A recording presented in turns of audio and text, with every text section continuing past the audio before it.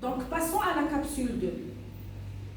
On va connaître les différents types d'actions mécaniques. Il ne faut pas tomber dans la confusion. Il y a deux types des effets d'une action mécanique. Quand j'entends effet d'une action mécanique, il faut automatiquement penser à effet statique et à effet dynamique. Mais quand on me pose la question suivante, quel est le type de l'action mécanique, alors là c'est autre chose. C'est ce qu'on va voir tout de suite. Donc, observez ce dispositif expérimental. J'ai là un clou suspendu à un fil. Si je coupe le fil, qu'est-ce qui va se passer? Il va tomber. Donc, il y a une action mécanique exercée par le clou par le fil sur le clou. Ça, d'une part. Quel est l'effet de cette action mécanique rapidement? Statique. C'est le cas de participer à maintenir le receveur. Le receveur, c'est le clou. L'acteur, c'est le fil. Donc là, je pose une question. Est-ce qu'il y a un contact, tamas, entre le receveur et l'acteur? Est-ce qu'il y a un contact? La question elle est simple. Est-ce qu'il y a un contact entre les deux?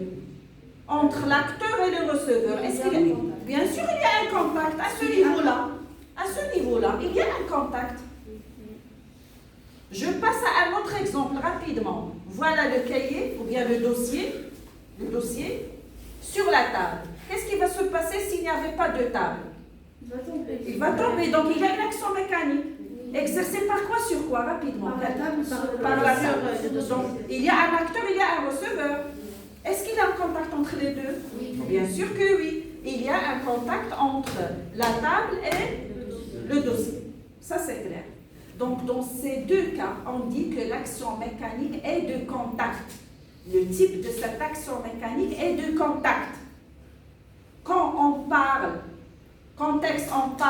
d'une action mécanique de contact lorsqu'il y a contact entre l'acteur et le receveur. Vous êtes d'accord? Une autre question. Ça, c'est le premier type. Une autre question.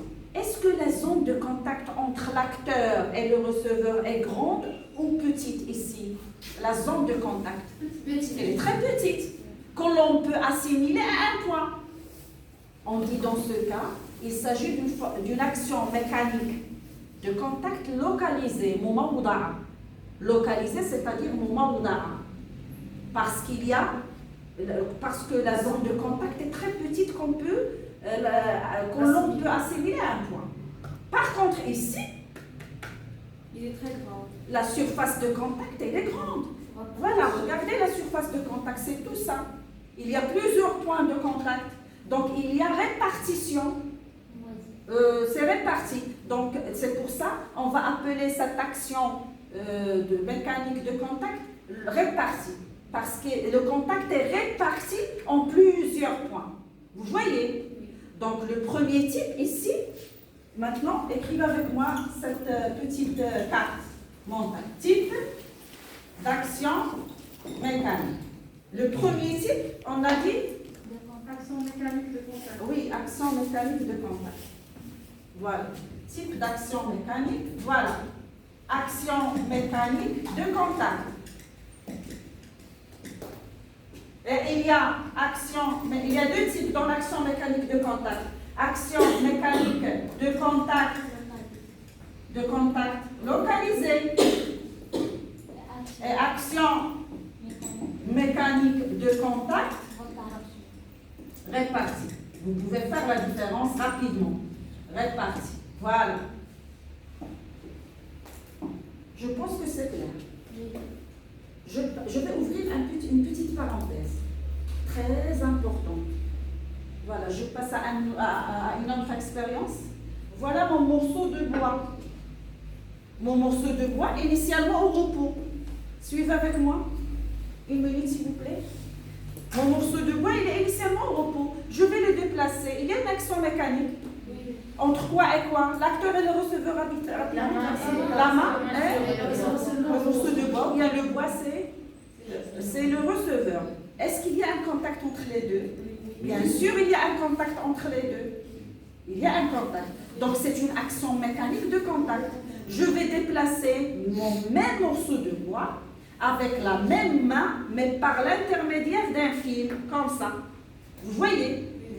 Est-ce qu'il y a un contact entre les deux, l'acteur et le receveur? Oui, parce que... Oui, il y va? Oui, parce qu'il y a un fil. Il y a un fil, il y a un intermédiaire. Donc là, c'est un contact indirect. Et ça, c'est un contact direct. Donc on peut avoir un contact direct et un contact indirect. Je donne un exemple ici. On trouve toujours, ou souvent, on trouve le cheval avec le chariot. Hisan wa araba.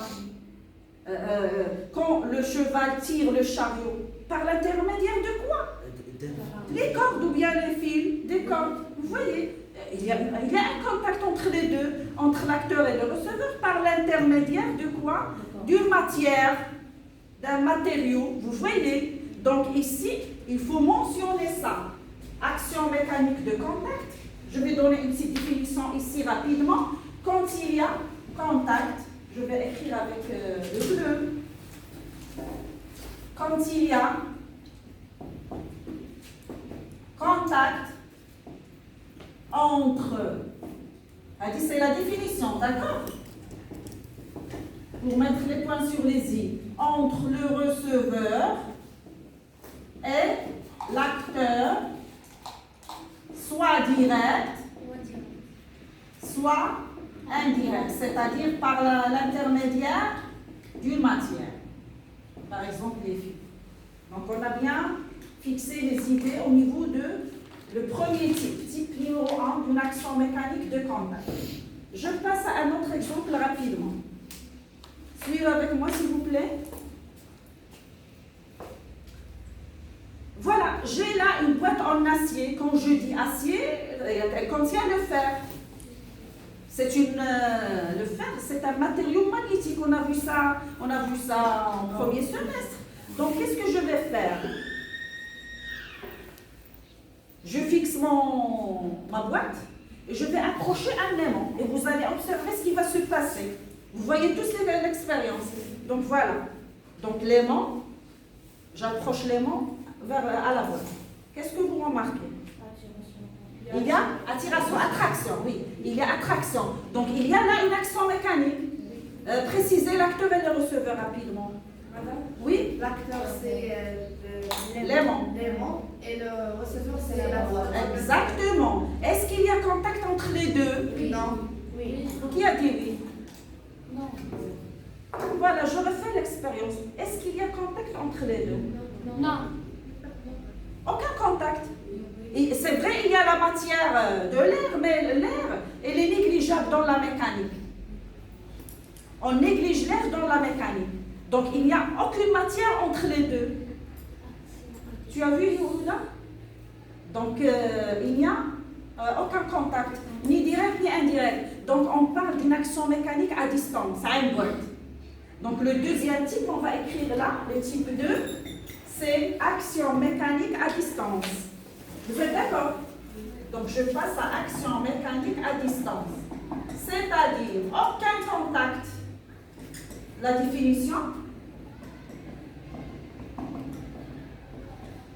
Aucun contact entre receveur et quoi? Aidez-moi. Ni direct, c'est ça, ni indirect. C'est ça, une action mécanique à distance. Je vais vous dire une chose très importante. L'action mécanique exercée par le vent n'est pas négligé dans la mécanique. On ne néglige pas le vent. Rih n'est pas négligé. Je donne un exemple. Quand une feuille dans un arbre, elle est en train de trembler. Vous voyez? Donc c'est sous l'action de quoi? Du vent. Du vent. C'est quoi le vent? C'est l'air qui bouge. Vous êtes d'accord? Donc on ne néglige pas le vent dans la mécanique, mais on néglige l'air. Je continue. Aucun contact entre quoi? Entre le receveur et l'acteur, ni direct ni indirect. Je vais vous fixer les idées avec une très belle carte mentale. Quelles sont les types d'actions mécaniques à distance, ou bien les cas qu'on peut trouver dans le programme de troisième année. Je vais donner juste les cas qu'on peut trouver dans le programme de troisième année. Donc ici, on va écrire action mécanique à distance. Il y a 3 cas. Mais avant de citer ces 3 cas, qu'est-ce qu'on va faire? On va poser une petite question. On a vu que l'action mécanique de contact, il y a 2 types. Il y a localisé et réparti. On va poser la même question. Est-ce que dans une action mécanique à distance, il y a 2 types, localisé et réparti par une expérience? Non. Je refais l'expérience. Attendez, ne précipitez pas les choses, s'il vous plaît. Il ne faut pas précipiter les choses. Aya, je pense Aya. Aya, Allahi Bahadi. Rumali. Aya, c'est ça. Ne précipite pas. Donc voilà, je refais l'expérience et je vais poser la question. Quand j'approche mon aimant vers la boîte, est-ce que la boîte s'attire, toute la boîte s'attire, ou bien une partie de la boîte qui s'attire, ou bien toute la boîte est attirée vers l'aimant? Toute la boîte. C'est-à-dire, cette action est répartie sur tous les points, ou bien tout le volume de quoi? De la boîte. C'est ça notre observation. Donc, est-ce que c'est une action mécanique localisée ou bien répartie? Répartie. Maintenant, on peut dire que c'est réparti. Pourquoi? Parce que l'aimant, qu'est-ce qu'il fait? Il attire toute la boîte. C'est-à-dire tous les points de la boîte sont attirés. Donc, c'est réparti. Donc, ici, on va écrire ça. Écrire avec moi. Toutes les actions mécaniques à distance sont réparties. Toutes les actions mécaniques à distance, c'est important, sont réparties. Voilà, pour passer à autre chose. On passe rapidement aux différents cas qui existent dans une action mécanique à distance. Vous êtes prêts? Il y a ce qu'on appelle les actions mécaniques d'origine magnétique. Ça veut dire quoi? Il y a un aimant dans la situation, comme c'est le cas ici. Il y a un aimant, au moins un aimant dans la situation. On parle des actions mécaniques d'origine magnétique.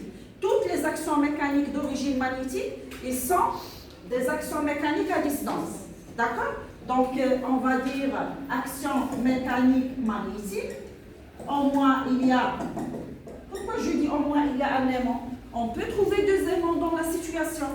Je donne un exemple tout de suite. Voilà. Je vais travailler avec 2 aiguilles aimantées. Voilà, il y a le pôle nord et le pôle sud. Voilà, je travaille avec 2 aimants. Vous connaissez tous que l'aiguille aimantée va se déplacer, elle va se stabiliser vers la direction de nord-sud terrestre. C'est ça le rôle de l'aiguille aimantée. Donc elle est en train de bouger, elle est en train de chercher le nord-sud terrestre. Voilà. Donc maintenant, qu'est-ce que je vais faire? Je vais approcher une autre aiguille aimantée. C'est-à-dire, c'est comme si j'ai 2 aimants dans la situation. Donc, on peut avoir une attraction. C'est le cas de quoi? De la boîte avec l'aimant, comme on a fait tout à l'heure. On peut avoir aussi répulsion, tanafor. Il ne faut pas penser toujours à une attraction dans les actions mécaniques magnétiques. Non, on peut avoir ce qu'on appelle répulsion. Je vais faire ça tout de suite. Donc voilà, elle s'est stabilisée comme vous voyez. Mon aiguille est montée. Je vais poser celle-ci sur son pivot et je vais l'approcher. Donc vous allez remarquer ce qui va se passer. Donc il y a ce qu'on appelle une répulsion. Jusqu'à ce qu'il s'attire à quelle étape? Elle s'attire quand les 2 pôles différents ils vont s'attirer. Vous connaissez que 2 pôles différents, il y a attraction entre 2 pôles différents, 2 pôles, et donc voilà, il y a attraction ici. Je vais vous montrer la répulsion. Voilà, vous voyez l'attraction. Vérifiez si la caméra prend cette situation. C'est le cas. Donc, vous voyez, il y a attraction entre le rouge et le bleu, parce qu'ils sont différents. Jusque-là, c'est l'attraction. Donc là, quand vous voyez, il n'y a aucun contact entre les deux. Il s'agit d'une force à distance. Vous êtes d'accord? Et qu'est-ce que je vais faire maintenant? Je vais essayer de mettre l'un en face de l'autre deux pôles qui sont identiques. Et vous allez voir la répulsion tout de suite. On passe à l'expérience. Vous avez compris ce que je veux faire? Donc je passe ici. Je tiens le pôle rouge avec ma main et j'approche ici le pôle rouge avec l'autre main. Et je vais lâcher. Et vous allez voir la répulsion. Il y aura une répulsion parce qu'ils sont identiques les deux pôles. Donc je lâche.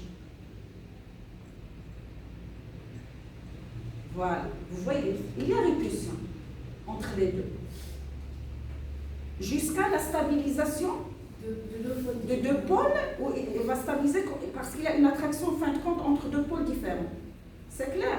Avant de quitter cette partie-là, je vais vous dire une chose. En faisant l'expérience, on ne sait jamais. Par exemple, je refais cette expérience. Voilà. Donc, on ne sait jamais, je suis face à ce cas. Voilà. Voilà. Vous voyez, ils sont collés, l'un après, ils sont collés les uns, l'un par rapport à l'autre. L'acteur et le receveur. Surtout, ne dites pas qu'il s'agit d'une force de contact. C'est faux. Parce qu'en physique, et exactement en mécanique, on voit et on s'intéresse quand l'effet a commencé. L'effet a commencé avant le collage. Vous voyez, avant le collage. S'ils se collent, elle est toujours force à distance, même s'ils sont collés. Attention. Vous avez bien compris ça?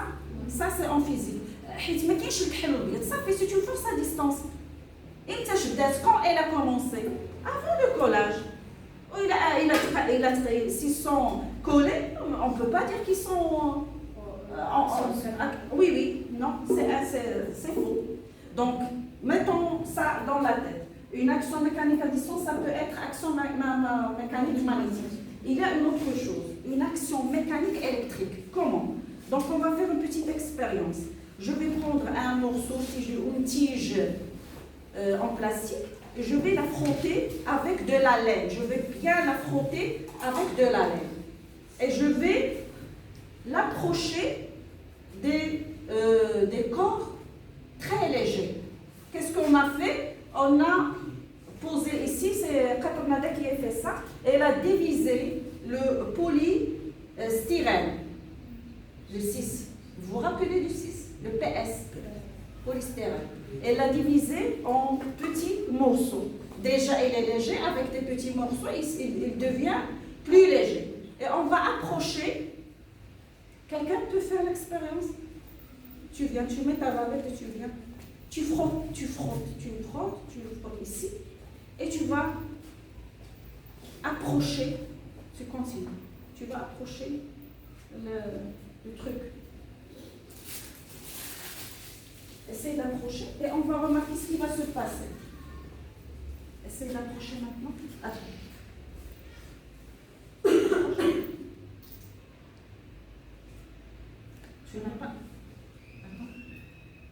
Tu n'as pas bien frotté. Il faut bien frotter.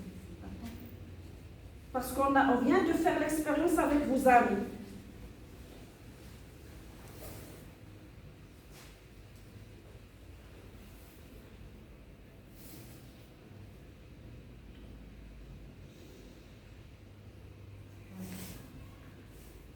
J'ai fait l'expérience avec votre groupe.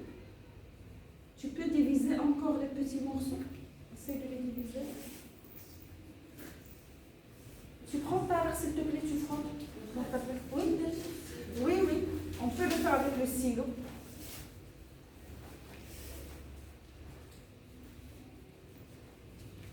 On a fait l'expérience avec notre groupe et ça, l'expérience a réussi.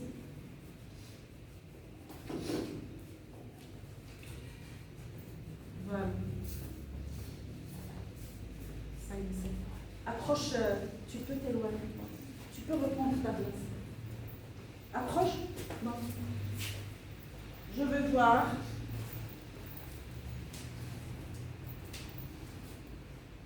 Voilà. Voilà. J'ai attiré, vous voyez, deux morceaux là. J'ai attiré, merci Tarek. Vous voyez? Donc, qu'est-ce que vous avez remarqué? On a attiré à distance. Quoi? Le PS avait, par une règle frottée. Qu'est-ce qu'on a fait?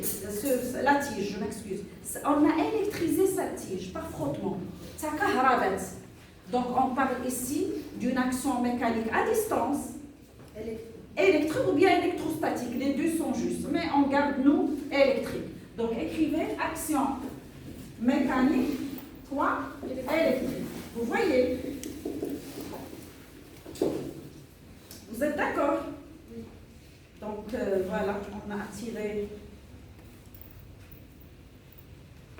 On peut même faire l'expérience, refaire l'expérience.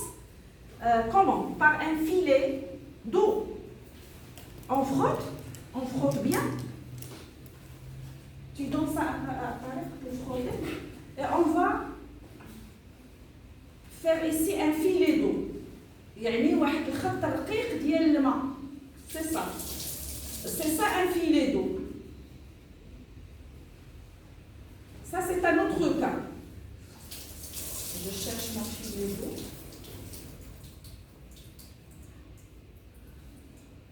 Pourquoi je cherche un filet d'eau? Il doit être léger. C'est ça.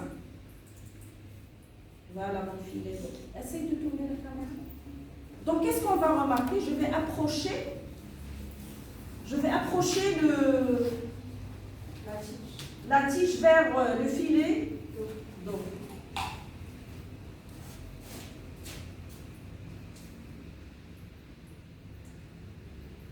Normalement, il doit dévier.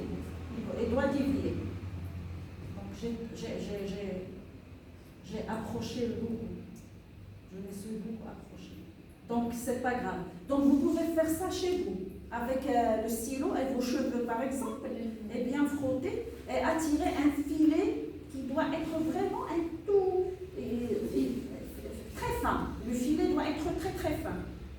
Très très fin. Et elle va être déviée de sa trajectoire. Elle va être déviée. Ça y est, vers quoi? Vers la tige électrisée. Tu refais. Donc, je pense qu'on a tout fait avec la caméra. On a tout